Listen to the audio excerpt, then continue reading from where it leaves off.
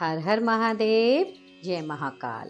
दोस्तों, जैसे कि आप सभी लोग जानते हैं कि सावन का महीना भगवान शिव और माता पार्वती को समर्पित होता है।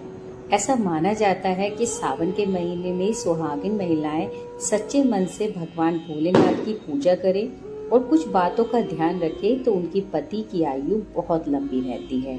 वो अखंड सौभाग्यवती रहती हैं। उनका दाम्पत्य जीवन में खुशहाली बनी रहती है और घर में भी कभी धन धान्य की कमी नहीं होती है। तो दोस्तों, ऐसे कौन से काम हैं जो सुहागन महिलाओं को सावन माह में करने चाहिए?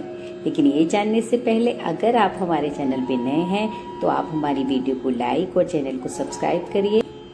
दोस्तों, सावन का महीना विवाहित स्त्रियों के लिए बेहद खास माना जाता है। इस महीने में महिलाएं शिवजी जी की पूजा करके अपने पति की दीर्घायु का आशीर्वाद प्राप्त कर सकती हैं और उनके लिए अखंड सौभाग्यवती रहने का सुख प्राप्त कर सकती हैं। शास्त्रों में सुहागिन महिलाओं के लिए सावन से जुड़े हुए कुछ नियम बताए गए हैं। तो आइए जानते हैं कौन से नियम हैं। दोस्तों, पहला नियम है कि सावन के महीने में महिलाओं को रोजाना शिवजी जी की पूजा करनी चाहिए और कम से कम हर सोमवार का व्रत करना चाहिए। रोजाना सुबह स्नान के बाद शिवलिंग पर जल चढ़ाएं और उसके बाद पंचामृत से स्नान करवाएं। फिर उन्हें अक्षत, फूल और फल चढ़ाएं। भगवान शिव की पूजा में सबसे जरूरी माना जाता है बेलपत्र। तो बेलपत्र के साथ भांग और धतूरा भी शिवजी जी को अर्पित करें। सफेद चंदन लगाएं और उसके बाद उनको मिष्ठान का भोग लगाएं। अगर आप ये सब रोजाना नहीं कर सकते तो आप शिवलिंग पर जल अवश्य चढ़ाएं। इसके अलावा हर सोमवार को विधि विधान से शिवजी जी का पूजन करें। दूसरा नियम है कि महिलाएं सावन के महीने में कभी भी अपनी मांग को खाली न रखें। उसमें हमेशा सिंदूर लगा कर रखें। सिंदूर लगाकर ही अपनी पति के सामने जाएं। ऐसा करने से महिलाओं पर भगवान भोलेनाथ का आशीर्वाद रहता है और माँ पार्वती उन्हें अखंड सौभाग्यवती रहने का आशीर्वाद देती हैं। नियम है कि सावन माह में भूल कर भी काले रंग के कपड़े ना पहने।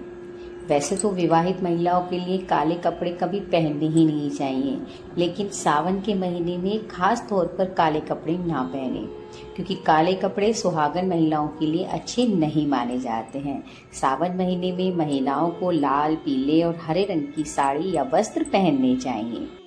नियम है कि सावन के महीने में सभी विवाहित महिलाओं को हाथों में मेहंदी जरूर लगानी चाहिए। हाथों पर हरी हरी मेहंदी लगाना सुहागन महिलाओं के लिए बहुत ही शुभ माना जाता है और ऐसा करने से उन्हें माता पार्वती का आशीर्वाद प्राप्त होता है और मेहंदी को सुहाग की निशानी भी माना जाता है। दोस्तों, दूसरा सबसे जरूरी काम है कि सभी सुहागन महिलाओं को सावन के महीने में हरी चूड़ियां पहननी चाहिए। ऐसा माना जाता है कि हरी चूड़ियां पहनने वाली महिलाओं से भोले बाबा बहुत जल्दी प्रसन्न होते हैं और उन्हें सदा सौभाग्यवती रहने का आशीर्वाद मिलता है। साथ ही साथ उनके पति की आयु दीर्घायु होती है। इसके अलावा शादीशुदा महिलाएं सावन के महीने में मंगलसूत्र भी जरूर पहनें। इस बात का खास ध्यान रखें कि उनका मंगलसूत्र कहीं से टूटा हुआ ना हो। सावन के महीने में हर विवाहित महिलाओं को अपने पैर में बिछुए और पायल जरूर पहनने चाहिए। ऐसी माना जाता है कि जो महिलाएं सावन के महीने में छन छन करती हुई पायल पहनती हैं, उनके घर में भोले बाबा और पार्वती स्वयं पधारते हैं। इतना ही नहीं, ऐसी महिलाएं खुद भी साक्षात माँ लक्ष्मी का रूप मानी जाती हैं और ऐसे लोगों के घर में कभी भी धन की धान्य की कमी नहीं होती है। तत्सत आप सुहाग का सामान मंदिर में माँ पार्वती को अर्पित करें। इससे माँ पार्वती खुश होती हैं और आपको अखंड सौभाग्यवती होने का आशीर्वाद देती हैं। के साथ साथ सभी विवाहित महिलाओं को सावन के महीने में श्रृंगार की चीजें दान करनी चाहिए। ये दान आप किसी गरीब को या किसी बुजुर्ग या विवाहित महिला को करेंगे तो आपका सुहाग हमेशा सलामत रहेगा। आपके घर में प्रसन्नता बनी रहेगी, परिवार में खुशियां आएंगी और भोले बाबा आपसे प्रसन्न होकर सुखी और संपन्न रहने का आशीर्वाद देंगे।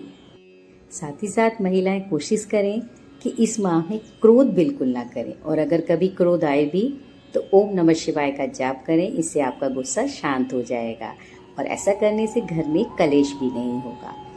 तो दोस्तों, ये कुछ छोटी छोटी चीजें हैं। अगर महिलाएं इनका ध्यान रखें, यानी सावन माह में अगर इन कामों को करें तो उनको हमेशा अखंड सौभाग्यवती होने का वरदान मिलता है और माँ पार्वती और भोलेनाथ का आशीर्वाद उन्हें प्राप्त होता है। और इसी के साथ अगर आपको ये वीडियो पसंद आया हो तो कमेंट्स बॉक्स में हर हर महादेव लिखना मत भूलिएगा।